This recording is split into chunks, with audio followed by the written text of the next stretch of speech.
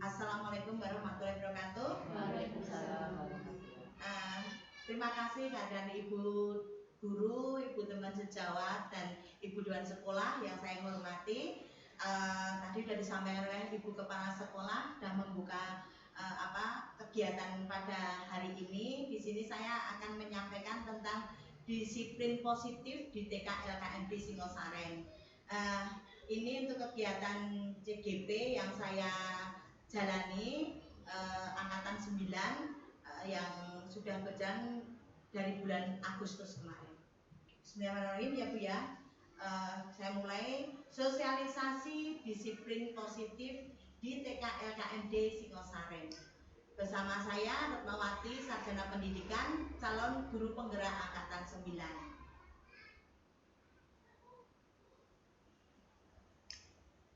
Nah, ini aksi nyata budaya positif, di mana budaya positif itu menanamkan kegiatan pada anak yang sebenarnya ada pembiasaan yang sudah kita lakukan, tetapi sebenarnya cuma kurang tepat. Gitu. Nanti saya sampaikan satu persatu, kita buka apa itu budaya positif dan bagaimana menerapkannya di lembaga kita. Saya batin gitu. Selanjutnya ini budaya positif, disiplin positif, yaitu ada 3 cara menerapkan disiplin yang mengajarkan murid bertanggung jawab dan menumbuhkan kesadaran diri berdasarkan nilai-nilai kebajikan. Yang kedua, lebih ke arah disiplin diri yang dapat mengontrol diri dalam melakukan segala tindakan. Yang ketiga, dapat membuat murid memahami dan menyadari berdasarkan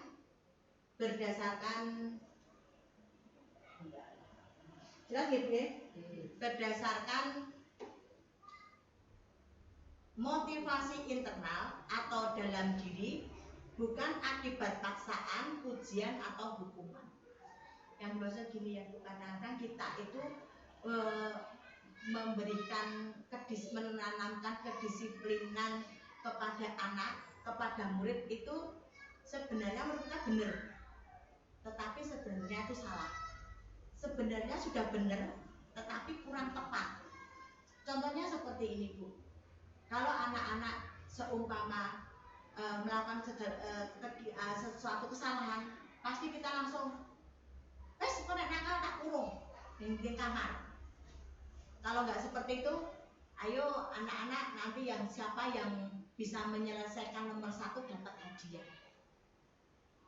Terus kalau enggak, sesona kompor rapot, kamu dapat ranking 1, tak kasih hadiah jalan-jalan atau hadiah buku atau apa, dapat ribet.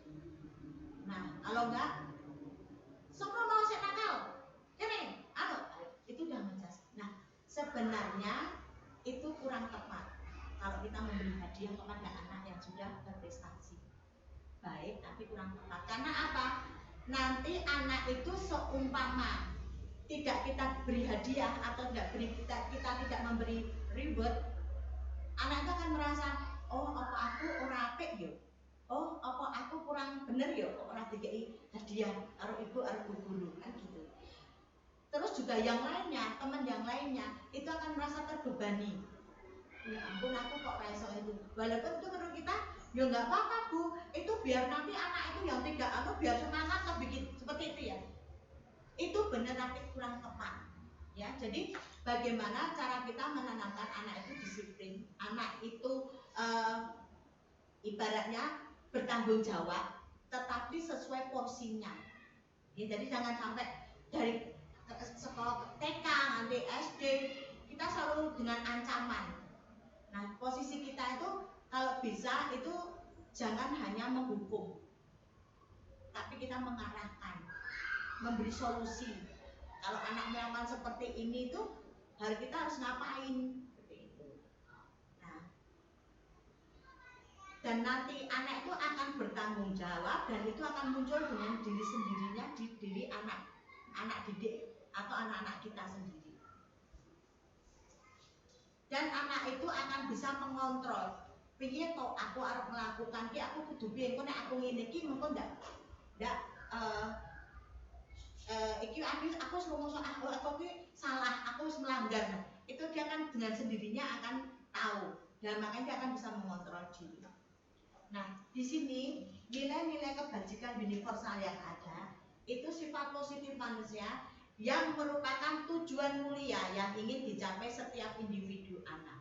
Nah, ini sesuai profil Pancasila ya Bu ya.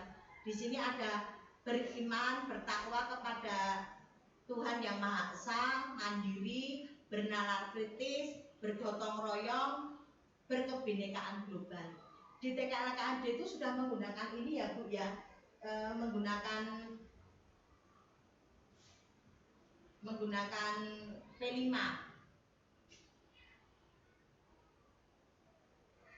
di mana untuk beriman, bertakwa kepada Tuhan yang Maha Esa, terus mandiri, terus bernalar kritis, kreatif, bergotong royong, berkebinekaan global. Nah, di sini untuk mandiri kita menanamkan anak-anak itu harus bisa menyelesaikan tugas permasalahan itu dengan diri sendiri, tidak dengan bantuan orang lain. Terus penanaman tentang beriman, bertakwa kepada Tuhan yang Maha Esa, terus dengan berkebinekaan global karena kita juga ada temannya yang beragama non muslim jadi harus bertoleransi, terus ada yang dari Mbak Natara itu orang tuanya yang dari suku lain kan. Kalau Sumatera itu kan udah beda ya dengan suku Jawa ya. Itu berkebinekaan global sudah kita tanam saling menghormati dan bergotong royong itu kita sudah menanamkan dari kelas itu kalau mengerjakan tugas itu berkelompok, ada kelompok, jadi nanti ada tanggung jawab sendiri-sendiri. Anak itu kalau bukan mengerjakan tugas itu individu, kalau kelompok harus diselesaikan bersama-sama, kalau individu kerjakan sendiri. Jadi anak itu akan tahu, oh kalau bergotong royong, biar selesai cepat, biar selesai bagus, harus satu kelompok itu punya peran masing-masing. Maunya apa, mampunya apa, harus diimplementasikan di situ. Terus benaran kritis itu seperti apa Bu? Nah, contohnya kalau benaran kritis itu ya anak itu aktif, anak itu ibaratnya seumpama ada permasalahan atau apa dikasih tahu, diajak ngobrol itu nyambung. Dan anak itu mempunyai solusi atau punya pendapat. Ya, yang kadang-kadang kita tuh kalau anak-anak itu kamu melakukan apa? Kadang-kadang orang tua, kamu masih anak kecil. Padahal itu anak-anak ingin menyampaikan pendapatnya. Dan kalau salah kita harus wajib itu menuntun, mengarahkan mana yang benar, mana yang tepat. Itu tugas kita sebagai guru, sebagai orang tua di rumah itu harus mengarahkan atau menuntun. Karena anak saat pembelajaran sekarang itu berpusat kepada peserta didik. Motivasi perilaku manusia. Pertama, untuk menghindari ketidaknyamanan atau hukuman. Yang kedua, untuk mendapatkan imbalan penghargaan. Terus untuk menjadi orang yang mereka inginkan dan menghargai diri sendiri dengan nilai-nilai yang mereka percaya. Ini motivasi perilaku manusia ya. Saya ulangi, motivasi perilaku manusia ada 3, yaitu untuk menghindari ketidaknyamanan dan hukuman. 2, untuk mendapatkan imbalan atau penghargaan. Yang ketiga, untuk menjadi orang yang mereka inginkan dan menghargai diri sendiri dengan nilai-nilai yang mereka percaya. Nah, nomor 1 ini untuk menghindari ketidaknyamanan dan hukuman. Iya Bu ya, yang sudah saya sampaikan tadi. Anak-anak itu bagaimana merasa nyaman di rumah, bagaimana merasa nyaman apalagi di sekolah. nyaman bersama guru, nyaman bersama temannya, terus merasa ingin mendapat penghargaan, terus rasa ingin mendapat yang aku inginkan di sekolah itu seperti apa. Anak-anak tuh berangkat, kadang-kadang kita cuma ngerti wes tak titipkan di sekolah. Terus di kita nggak tahu. Padahal harusnya kita anak pulang kita tanya, tadi sehari bersama guru dikasih pelajaran apa? Anak itu harus bisa bercerita. Tadi kasih pelajaran ini. Terus nanti bu guru anak itu orang tua juga akan menanyakan, tadi kamu senang enggak? Seperti kalau kita mengajarkan anak-anak pagi-pagi, anak-anak hari ini senang enggak? Pagi ini senang enggak? Pagi ini bahagia enggak? Karena apa? Untuk mengawali pembelajaran. Kalau anak itu dari diawali tidak bahagia, otomatis untuk mengikuti pelajaran dia akan bad mood. Tapi kalau kita udah mulai kita tanya anak bahagia, nanti selesai kegiatan di penutup kita bertanya, anak-anak pelajaran hari ini apa? Kita merefleksi. Terus hari ini pelajarannya bikin anak bahagia enggak? Nah, di situ nanti anak-anak akan menyampaikan, senang Bu, besok lagi ya pelajaran seperti ini. Nah, itu tandanya anak-anak mengikuti dari awal sampai selesai itu dia nyaman, dia itu senang. Nah, akhirnya untuk berikutnya dia pasti akan menginginkan pembelajaran seperti ini. Jadi kita sebagai guru di sekolah, jadi aku menggunakan metode seperti ini pas anak-anak senang, anak-anak bahagia. Karena kalau kita mengajarkan ke anak-anak harus sampai ke sana tidak terkondisikan, ternyata kita itu kurang tepat menggunakan metodenya. Tapi kalau kita metodenya tepat, insya Allah akan berjalan lancar. Karena pembelajaran sekarang itu dari pagi sampai siang itu dari jam 7.30 ya kita terakhir sampai jam 11.30 itu waktunya panjang, dan kita harus menanamkan anak-anak itu enjoy mengikuti pembelajaran selama sekian jam.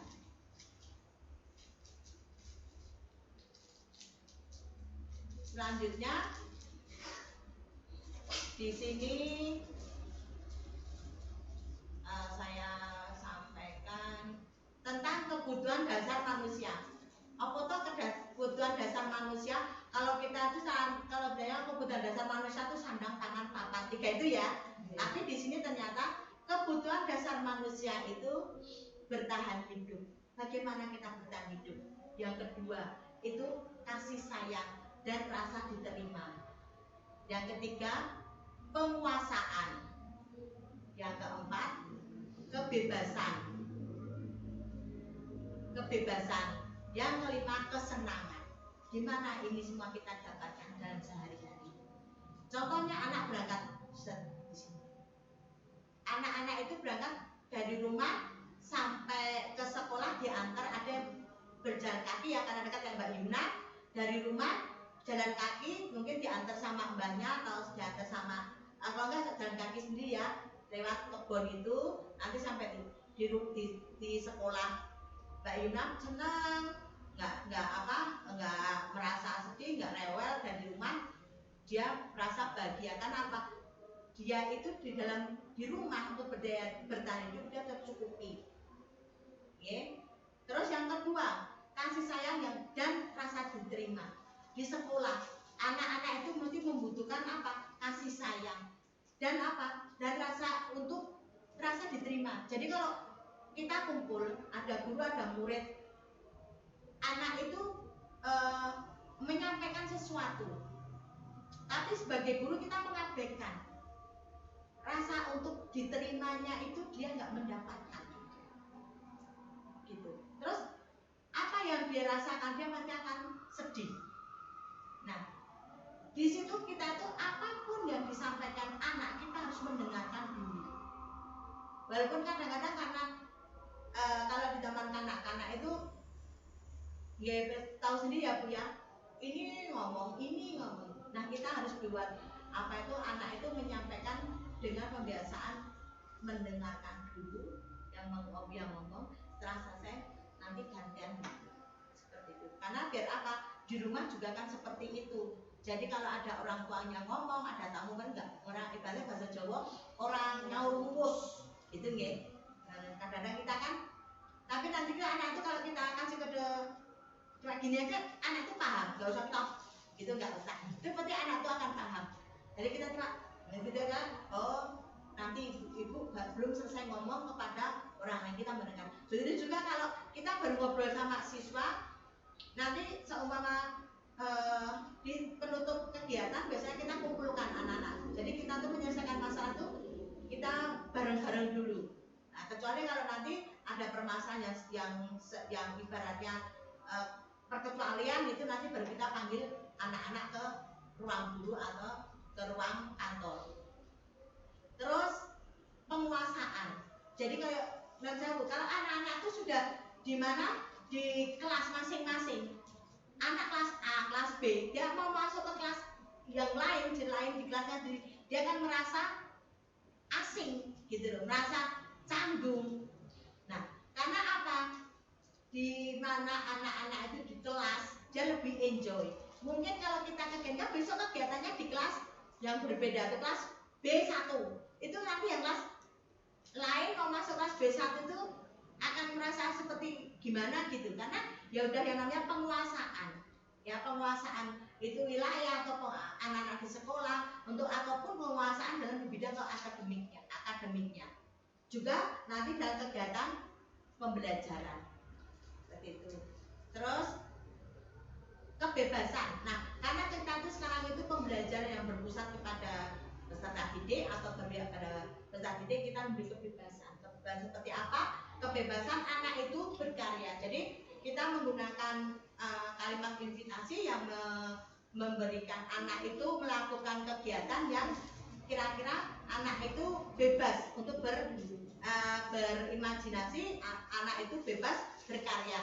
Jadi kalau sekarang kalau Bu, kenapa nggak diajarkan anak itu langsung menulis, anak itu langsung pakai buku kertas gini, nanti bu guru nulis kurang apik, sing apik, di situ anak itu udah merasa terbebani, kebebasannya nggak ada, gitu ya.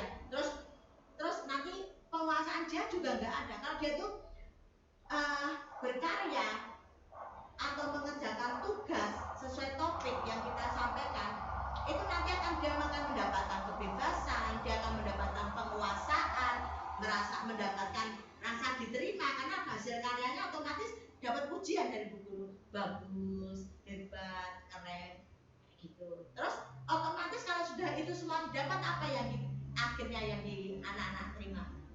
Kesenangan, kebahagiaan. Nah, itu kunci bahwa anak-anak itu bahagia.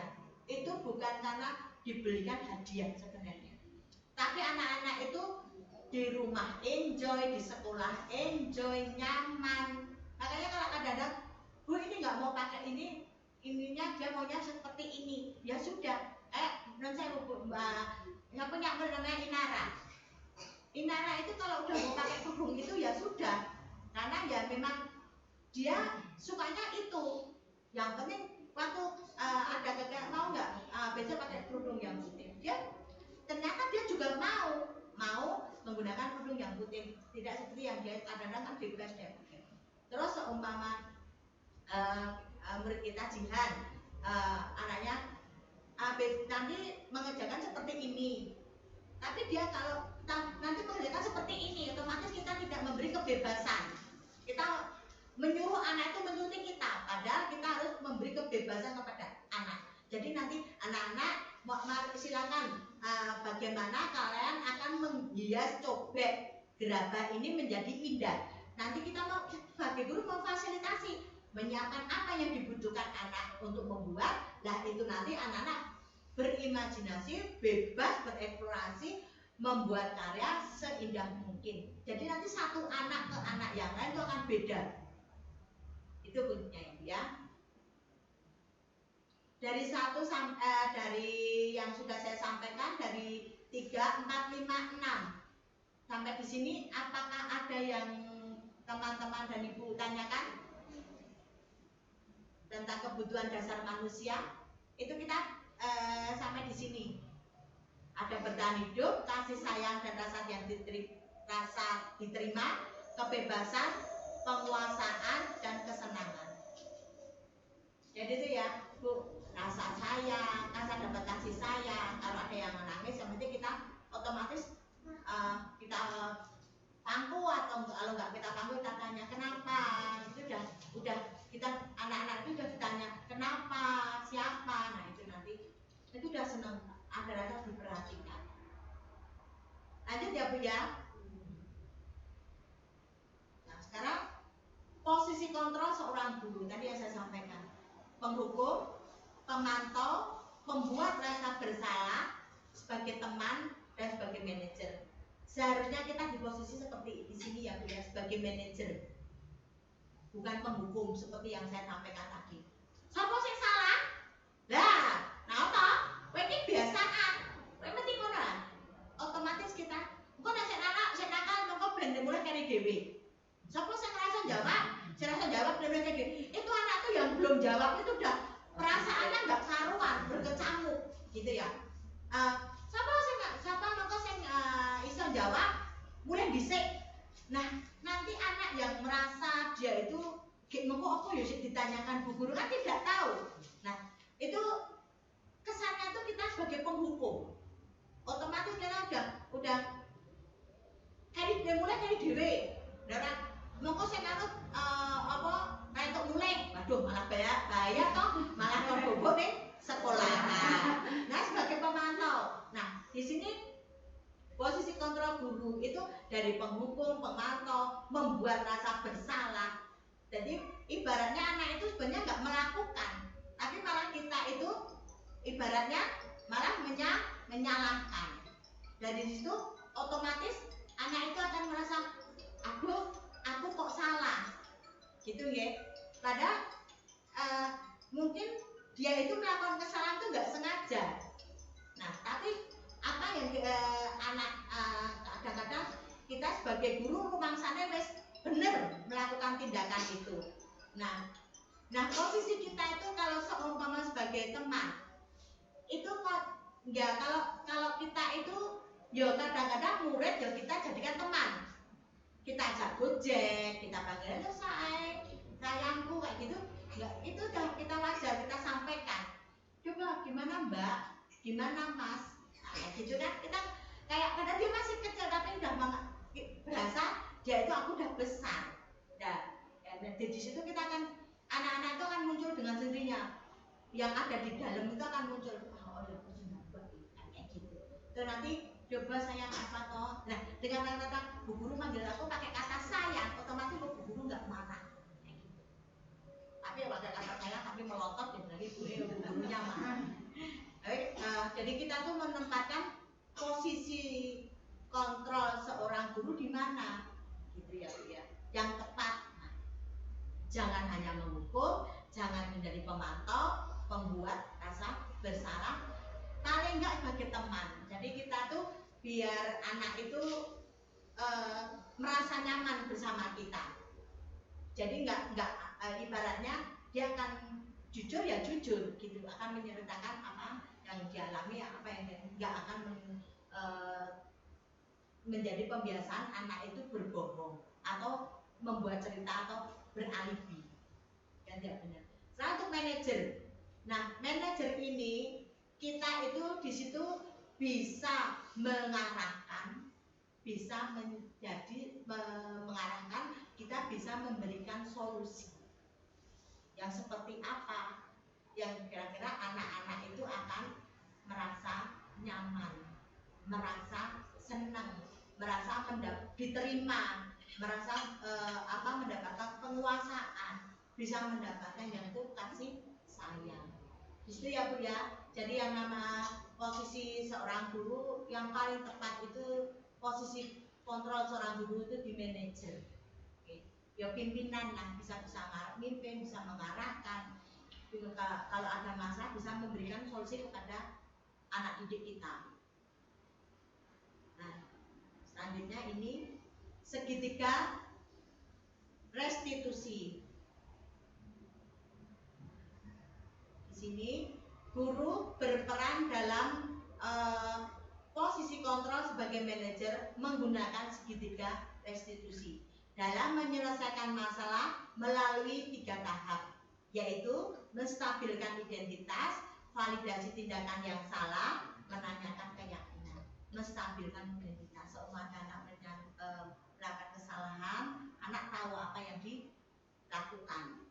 Mau apa ini, dia bisa menyampaikan, apa seperti karena saya seperti ini. Yang kedua, validasi tindakan yang salah. Tapi ngerti toh salahmu gimana? Gitu. Terus setelah itu apakah anak-anak tahu apa yang kalian lakukan itu di luar dari keyakinan kelas. Biasanya kalau kita mengajarkan di awal sebelum mulai pembelajaran kita tanya toh apa keyakinan kita buat keyakinan kelas. Nah, biasanya macam-macam nanti anak akan muncul. Jaga kebersihan. Nah, terus apa lagi? Nanti nggak boleh sama temannya nggak boleh nakal-nakalan. Yang ketiga apa? Paling nggak ada 5 anak-anak diberikan kesempatan untuk menyampaikan keyakinan kelas apa yang mau dibuat. Setelah itu nanti sepakat. Nah, nanti setelah anak-anak selama pembelajaran itu berjalan, kok ada yang melakukan kesalahan, nah di situ nanti kita tanyakan, tadi keyakinan kelasnya apa? Anak itu akan ingat. Paling nggak yang dia ucapkan kan dia paling setiap anak suruh usul kan. Nah, paling nggak apa yang dia usulkan, yang dia sampaikan saat pembuatan keyakinan kelas itu dia akan menyampaikan, ya Bu, tadi nggak boleh buang sampah sembarangan. Nah, selain itu apa lagi kan gitu toh. Nah, di situ nanti anak-anak akan menyampaikan keyakinan kelas itu. Nah, di sini contohnya di segitiga distribusi. Nah, kamu tentunya di sini ya, setiap orang untuk menstabilkan identitas ini, setiap orang pasti pernah melakukan kesalahan. Seumpama ada anak yang melakukan kesalahan. Wah, setiap orang pasti pernah melakukan kesalahan. Itu yang disampaikan gurunya. Nanti biar anak itu hanya ya Bu. Terus kamu bukan satu-satunya yang pernah melakukan ini. Nah, jadi nanti anak, oh iya ya Bu ya, ada yang lain. Jadi anak itu kita pancing biar anak itu menjadi nyaman dulu. Setelah itu yang kedua, validasi tindakan yang salah. Kamu tentunya punya alasan mengapa melakukan itu, kayak gitu ya. Terus yang kedua, adakah cara yang lebih efektif untuk mendapatkan apa yang kamu butuhkan? Kenapa kamu melakukan hal itu? Ya. Terus yang ketiga, menanyakan keyakinan. Keyakinan kelas apa yang telah kita sepakati? Tadi ada saya sampaikan ya Bu ya. Kamu ingin menjadi yang seperti apa? Kamu ingin menjadi orang seperti apa? Nah, itu nanti yang anak-anak akan sampaikan satu persatu.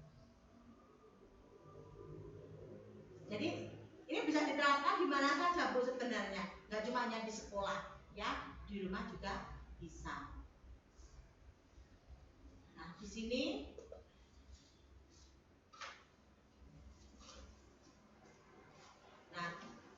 ini segitiga restitusi menstabilkan identitas. Berbuat salah itu tidak apa, tidak ada manusia yang sempurna. Kamu berhak merasa begitu. Ini untuk matematiknya ya, kalau kita tuh bersama anak-anak. Terus ini validasi tindakan yang salah. Kamu pasti punya alasan mengapa kamu melakukan itu. Padahal kamu bisa melakukan yang lebih buruk dari ini ya. Kamu bisa saja bangga dengan yang kamu lakukan, tapi hal itu merugikan orang lain. Ini sebagai nanti pemicu atau pematiknya. Menanyakan keyakinan. Apa tindakan kamu sudah sesuai dengan keyakinan kelas kita? Nah, keyakinan kelas apa yang belum kamu tunjukkan? Apa keyakinan kelas yang kita percaya? Apa yang keyakinan yang kita percayai? Nah, di sini tuh nanti keyakinan kelas itu yang buat anak-anak dan yang melakukan atau yang menjalankan atau yang menjadi bertanggung jawab juga anak-anak. Paling nggak di kelas kita kan ada 9 di kelas ini kan ada 9 siswa. Otomatis akan ada 9 kesepakatan atau keyakinan kelas. Dan itu pasti akan beda-beda. Seumpama nanti anak-anak Bu menjaga kebersihan kebersihan, itu nanti akan anak-anak menjaga kebersihan. Yang kedua nanti kalau bu guru baru ngomong atau bu guru baru menjelaskan, kita mendengarkan. Nah ini contohnya kemarin. Ini kemarin saya sempat membuat 2 kasus. Kasus pertama yang saya unggah itu Mas Melvin, yang kedua Mbak Yuna. Mas Melvin kemarin itu waktu kegiatan pembelajaran dia makan di kelas.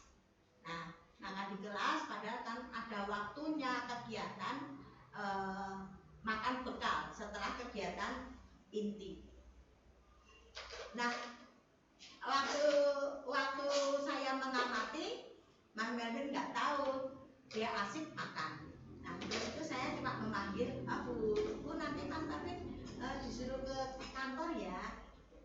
Waktu udah istirahat selesai istirahat itu Mas Melvin saya panggil Bu Nurul, Bu Melvin nanti ke kantor Bu Ati ya. Terus itu saya menanyakan, Mas Melvin tahu nggak Bu Ati memanggil Mas Melvin di sini? Nggak tahu kan gitu. Nah terus saya tanya, Mas Melvin kenapa tadi makan di kelas? Saya tanya gitu. Mas Melvin jawab, iya saya lapar. Ya gitu. Oh iya, tapi bangunnya kesiangan kenapa? Oh iya, saya pengen jawab. Oh iya, sama Bu Ati juga kalau buru-buru juga lupa makan juga jadi lapar. Jadi kita nggak langsung menyalahkan anak, toh kita kembali juga kalau kita itu juga akan melakukan hal yang sama. Kalau kita itu buru-buru, otomatis lupa makan, otomatis sampai di sekolah juga kita kelaparan. Akhirnya kita juga ada waktu sedang bisa makan, kita penting ngemil ya Bu ya. Nah, anak-anak juga akan melakukan seperti itu. Jadi nggak tua, nggak muda, nggak anak-anak, sebenarnya itu sama. Nah itu untuk memvalidasi identitas saya itu seperti itu ya Bu ya. Nah terus saya tanya, terus yang dilakukan Mas Melvin itu bener apa enggak? Enggak boleh, enggak. Kan karena apa? Ada jam makan bekal, ada istirahat, kan gitu, ada jam istirahatnya. Nah di situ maka anak itu akan tahu, oh aku saiki orang itu nek makan bekal kuwi di jam istirahat, jadi aku mau salah kan gitu. Jadi mengidentifikasi masalahnya. Setelah itu baru kita masuk ke menanyakan keyakinan. Nah tadi ada nggak di keyakinan kelasnya, di kelas itu kita buat keyakinan kelas nggak boleh makan di kelas. Iya ada Bu, kan gitu nggih. Nah kenapa? Nah apalagi keyakinan kelasnya, dia akan ingat karena dia membuat anak-anak, nanti dia akan ingat, oh ini. Nah dengan keyakinan kelas seperti itu besok boleh diulangi enggak? Tidak. Kalau makan supaya tidak makan di kelas dan lapar gimana? Bangunnya pagi. Terus apa? Sarapan dulu. Biar apa? Bisa tidak lapar sampai di jam makan bekal. Jadi kan kita memberi solusi kan Bu, memberi solusi kepada anak didik kita. Jadi Mas Melvin tadi berangkat sekolahnya buru-buru, jadi lupa sarapan, sampai di sekolah dia makan di kelas. Sehingga kita beri solusi. Solusinya apa? Ya besok Mas Melvin berangkatnya harus bangunnya pagi, biar berangkatnya juga pagi, bisa sarapan dulu. Seperti itu kita memberi solusi. Nah yang kedua itu Mbak Yumna. Nah, Mbak Yumna itu kemarin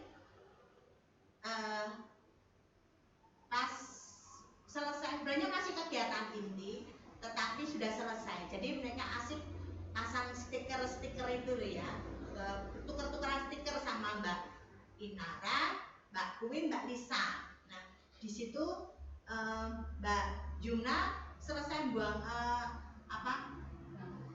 itu stikernya itu dibuang, bekasnya itu dibuang di kelas, nah gitu. Mungkin kita, belajar kemana buang sama, itu ya Bu ya. Tapi cuma sampai diperhatikan saja, sampai ditegur temannya, Mbak Inara, kok buang sampah yang kelas toh kan gitu. Nah akhirnya Mbak Mbak Yuna pas ada waktu kosong saya tanya, Mbak Yuna tahu nggak Bu Atit panggil tidak. Nah tadi Bu Atit perhatikan Mbak Yuna main stiker, membangun kulit stikernya itu di dalam kelas. Iya Bu, lupa. Oh ya, lupa wajar. Bu guru juga sering lupa kan gitu ya. Karena jadi anak-anak itu ternyata nggak kita saja yang lupa, ternyata orang tua juga lupa. Nah lupa membuang sampah, benar sudah tahu kalau membuang sampah di dalam nggak boleh.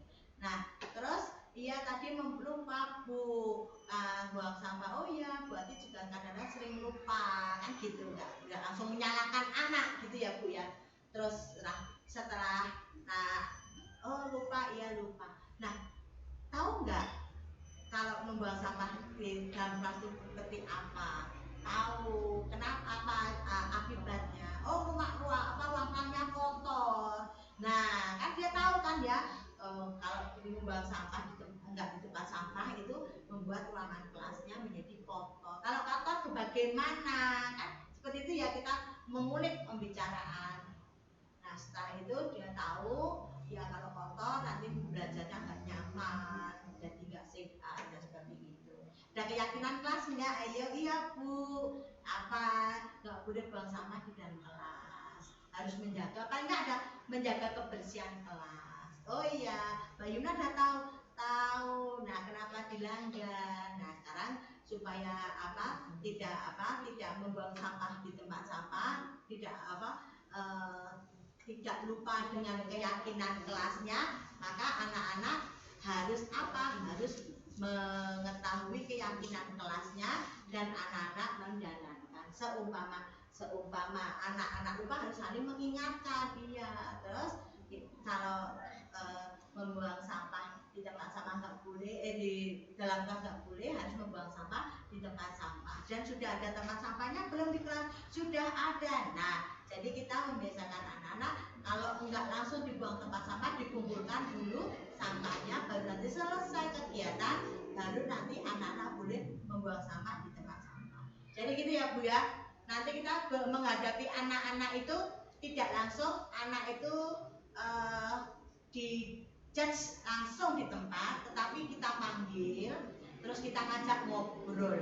Dalam obrolan yang kita sampaikan itu kita harus menanyakan dulu mengapa, terus tahu permasalahannya dia melakukan itu, terus kita memberikan solusinya biar anak oh kalau melakukan kesalahan lagi dia akan bisa menahan diri. Oh udah ya kemarin nggak boleh seperti ini. Kita bisa terus nanti kalau kita sudah di kelompok besar atau kita itu mengajak teman-teman anak-anak didik kita yang lain, kita bisa menyampaikan hal semacam itu, tetapi tidak usah menyebut nama. Itu ya Bu ya. Jadi kita menghadapi anak didik kita dengan segala macam karakteristiknya, semoga untuk disiplin positif yang kita biar pembiasaan disiplin positif kita di sekolah yang sudah berjalan ini lebih baik lagi, lebih tepat sasaran lagi, di mana posisi kita sebagai guru harus pada posisi yang benar-benar tepat untuk anak-anak, di mana anak-anak itu bisa juga menjadi teman kita. Jadi nggak terus guru butuh menangan. Ono bocah sing salah, terus kita memberi hukuman. Kalau enggak cuma kita menilai anak itu sekedar mengawasi tok, orang ngekei solusi, enggak memberi pendampingan atau kita mengarahkan apalagi itu, ya. Jadi posisi kita sebagai pendidik itu harus sebagai manajer. Okay. Dengan apa tadi? Kalau kita mengelola anak-anak itu kita harus menggunakan segitiga restitusi yang ada, menstabilkan identitas, validasi tindakan yang salah. Kalau itu salah, anak-anak tahu salahnya di mana, dan nanti supaya anak-anak seumat kita memberikan solusi dengan keyakinan apa yang sudah disepakati, nanti anak-anak itu akan muncul dengan sendirinya. Iya ya, sudah ada kesepakatan atau keyakinan di kelas saya seperti ini, dan itu sudah dia sampaikan sendiri dengan teman-teman, itu harus dijalankan. Dan untuk yang lebih penting lagi yaitu kebutuhan dasar manusia, terutama untuk anak didik kita, kebutuhan dasar anak didik kita itu selain bertahan hidup yaitu penguasaan, kasih sayang dan rasa diterima, terus kebebasan dan kesenangan. Ini ya Bu ya, karena kita menjunjung nilai-nilai kebahagiaan untuk anak itu setinggi-tingginya. Aman, nyaman, bahagia dimanapun anak didik kita berada. Jadi nanti ayo sebenarnya kita sudah melakukan keyakinan kelas, kita sudah melakukan posisi kontrol seorang guru, tetapi belum tepat kalau menurut saya, karena saya sendiri juga merasa belum tepat gitu. Jadi saya harus lebih introspeksi diri. Mari kita bersama-sama menciptakan posisi kontrol kita sebagai guru di posisi manajer, di mana kita bisa mengarahkan, menuntun dan memberikan solusi, tidak hanya menyalahkan anak-anak didik kita. Seperti itu teman-teman, ada yang mau bertanya-tanya di mana posisi-posisi atau yang harus kita lakukan. Yang penting kita sejak awal kita buat keyakinan kelas ya Bu ya, paling enggak 3 lah. Nanti dari sekian, kalau semua dari sekian anak-anak yang bertanya, anak-anak yang mau melakukan kegiatan itu diawali dengan keyakinan kelas. Kalau sudah disepakatan insya Allah anak itu akan, kalau mau melakukan segala sesuatu dia akan ingat, keyakinan kelas apa ya yang sudah disampaikan Bu Guru tadi, yang sudah kita sepakati bersama teman-teman. Nah otomatis itu nanti akan membuat kegiatan pembelajaran itu akan berjalan lebih lancar lagi. Seperti itu ya Bu ya. Nah, ada lagi yang mau? Ayo Bu, kita sharing saja Bu di sini Bu. Kita menempatkan kita sebagai pendidik. Bu Jihan, ada yang ditanyakan Bu Jihan? Tidak ada. Bu Yuna, ada yang ditanyakan? Tidak ada. Oke. Sementara ini yang bisa saya sampaikan, terima kasih atas teman-teman semua untuk mengikuti kegiatan sosialisasi tentang budaya positif, disiplin positif yang ada di lembaga TKLKMD Singosaren. Semoga kita sebagai pendidik lebih siap lagi, lebih mendengarkan lagi akan pembelajaran yang berpusat dan berpihak pada peserta didik. Mohon maaf apabila dalam penyampaian saya tadi ada yang kurang berkenan. Cukup sekian. Wassalamualaikum warahmatullahi wabarakatuh. Waalaikumsalam warahmatullahi wabarakatuh. Makasih Ibu-ibu. Sama-sama.